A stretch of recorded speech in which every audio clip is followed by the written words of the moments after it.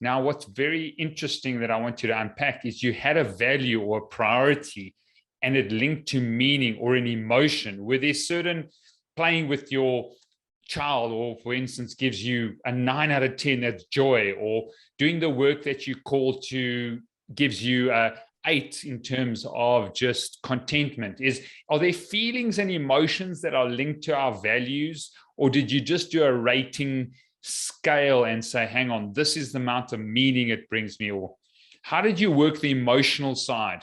Okay, here we go. And now we're going to go down a bit of rabbit hole here. Let me just elaborate here. When you're living by your highest values, you extract the most meaning out of your existence.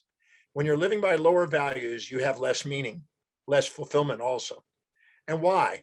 Because when you're living by your highest values, your blood glucose and oxygen goes into the forebrain, and you activate the executive center where you're more objective and more neutral and more resilient and more adaptable and more expanded in your awareness and potential. And when you're living by lower values, you're more in your amygdala, where you are in the avoid pain, seek pleasure, avoid predator, seek prey, avoid challenge, seek ease, your instinct and impulse center, your desire center. And the Buddhist says the desire for that which is unobtainable and the desire to avoid that's unavoidable is the source of human suffering. So that's the suffering center there. Now, what's interesting is whenever you're going and you're going into the amygdala, you're going towards fantasies and trying to avoid nightmares. And a fantasy is what you're conscious of the upsides and unconscious of the downsides. And the nightmares are conscious of the downsides, unconscious of the upsides. You're not fully conscious. You have a subjective bias, skewed view about reality. You make unwise decisions. You're more impulsive and instinctual because your adrenaline is kicking in to avoid the predator and to seek the prey.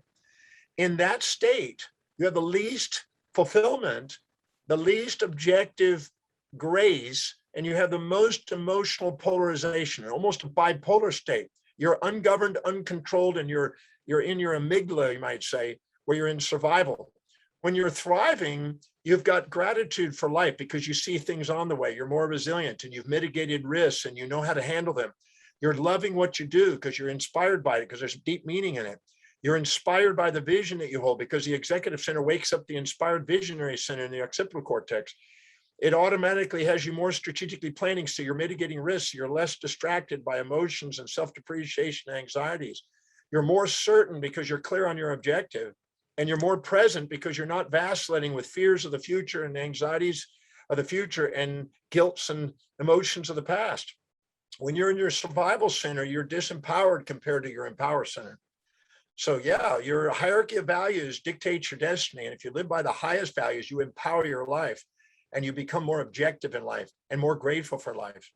So Brilliant. There's gratitude, love, inspiration, enthusiasm, certainty, and presence. These are transcendental feelings that are the pairs of opposites joined.